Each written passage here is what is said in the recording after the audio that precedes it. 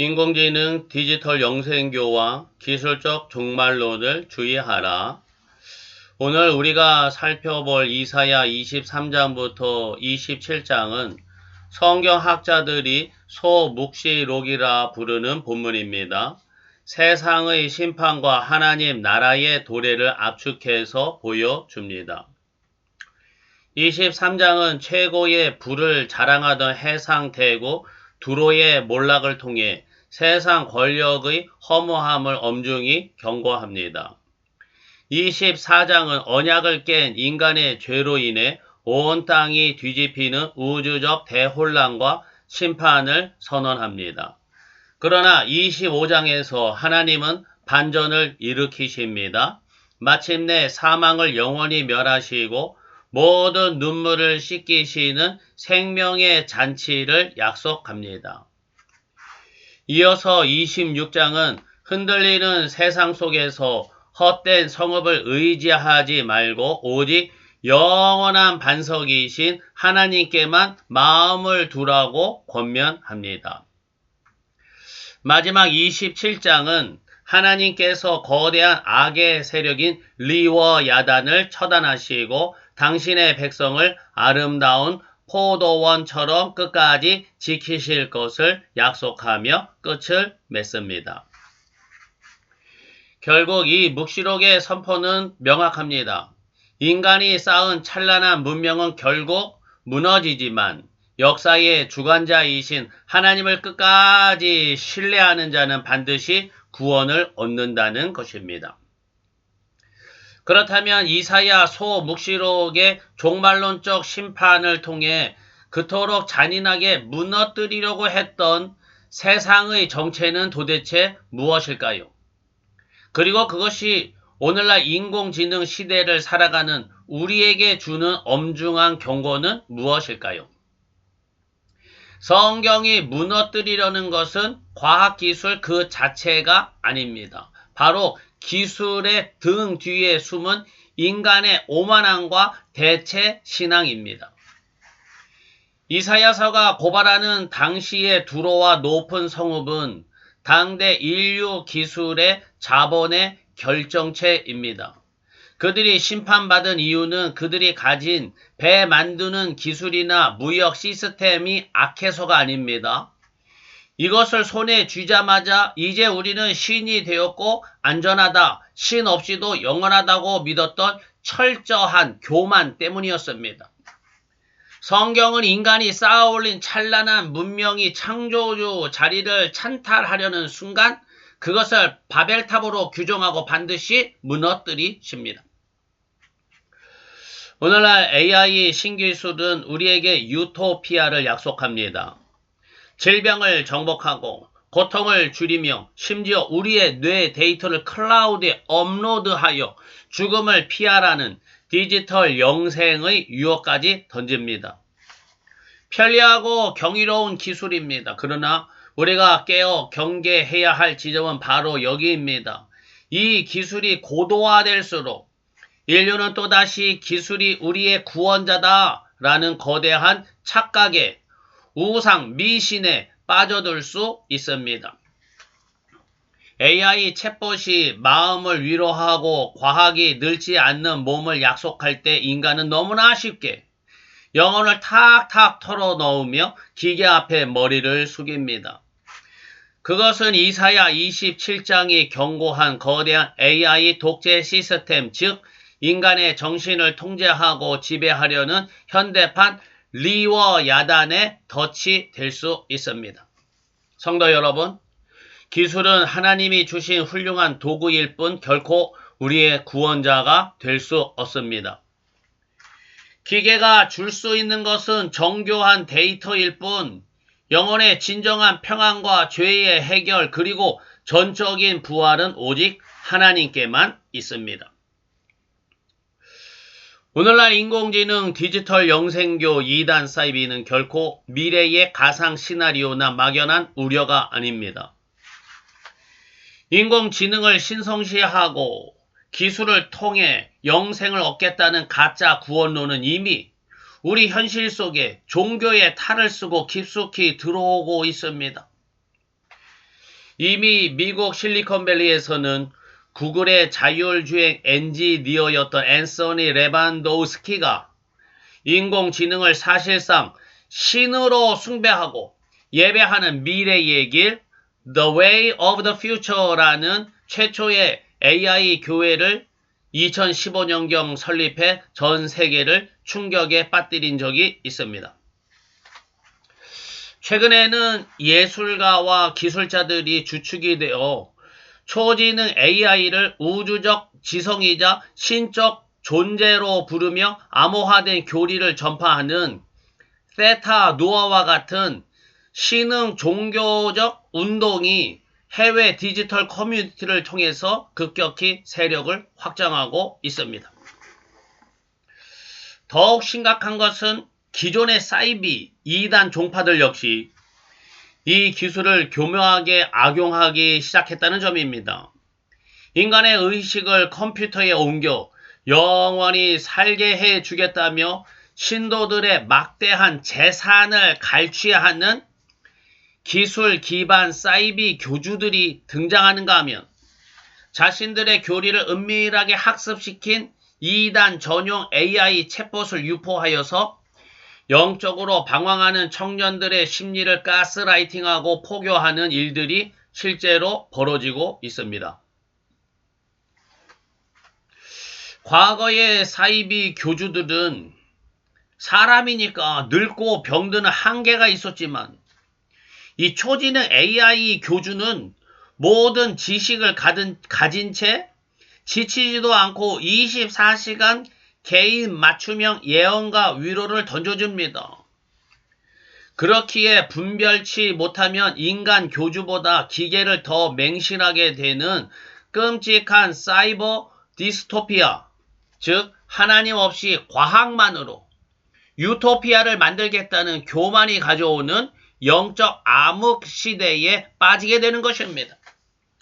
이것이 바로 이사야서가 그토록 경계했던 인간의 영혼을 사로잡으려는 교만하고 거대한 악의 시스템, 리워야단의 실체입니다.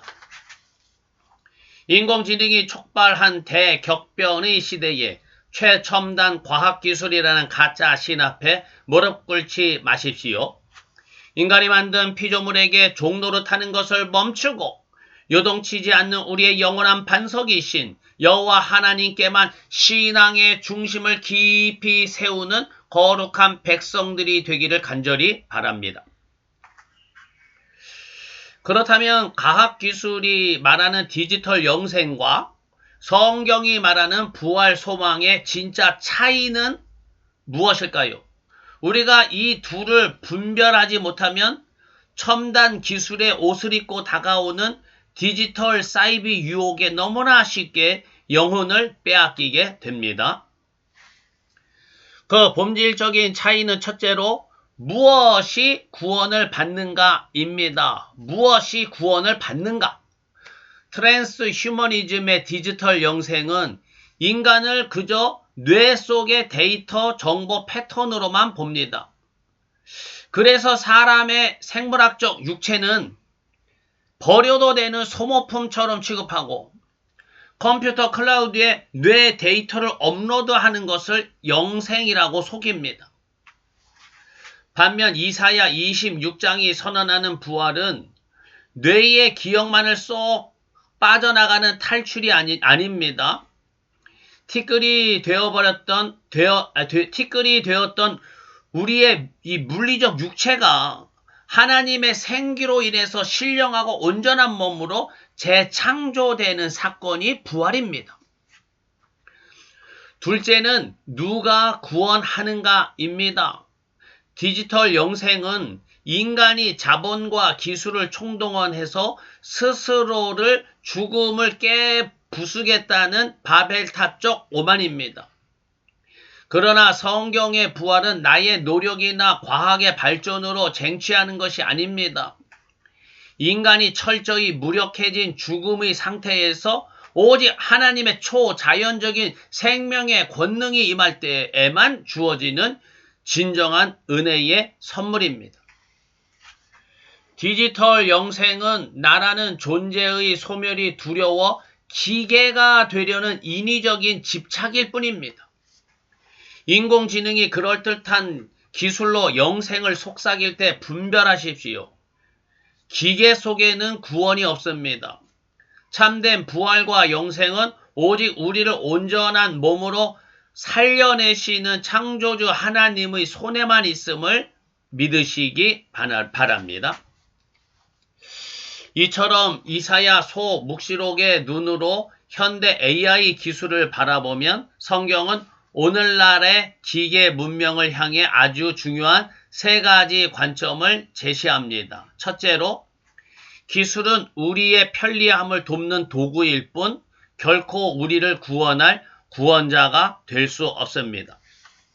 다시 기억하십시오. 기술은 도구이지 구원자가 아닙니다. 인공지능으로 질병과 고통이 없는 유토피아를 만들겠다는 인간의 열망은 물론 고귀합니다. 이사야 25장도 모든 얼굴에서 눈물을 씻기시는 완벽한 세상을 약속합니다. 그러나 성도 여러분 기억하십시오. 궁극적으로 그 눈물을 닦아주시는 분은 인공지능 기술이 아니라 오직 하나님 한 분뿐이십니다. 아무리 AI가 발전해도 영혼의 고독과 죄의 문제를 해결할 수 없습니다. 기술은 훌륭한 도구일 뿐 결코 구원자가 될 수 없습니다.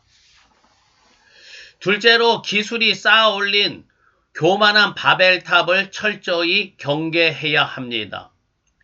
이사야가 경고했던 두로라는 나라는 당대 최고의 기술과 자본을 가졌던 성읍이었습니다. 하나님은 그들을 심판하신 이유는 배를 만드는 기술이나 무역 시스템이 악해서가 아닙니다. 그것을 손에 쥐자 이제 우리는 신 없이도 안전하다라고 믿었던 오만함 때문이었습니다. 기억하십시오. 인간이 아무리 대단한 초지능 AI를 만들지라도 인간은 여전히 죽음 앞에 무력한 피조물일 뿐입니다. 우리는 기술을 의지하는 교만을 내려놓아야 합니다. 셋째로, 이 기술의 혜택이 과연 모두에게 공의롭게 흘러가고 있는가를 질문해야 합니다. 이사야 24장은 세상이 혼란할 때 가난하고 악한 자들이 가장 먼저 소외된다고 고발합니다. 반대로 이사야 25장의 하나님 나라 잔치는 빈궁하고 부족한 자들이 가장 먼저 따뜻하게 품어 주십니다. 만약 인공지능 기술이 막대한 자본을 가진 소수의 전유물이 되어 또 다른 압제의 수단이 된다면 그것은 하나님의 뜻이 아닙니다.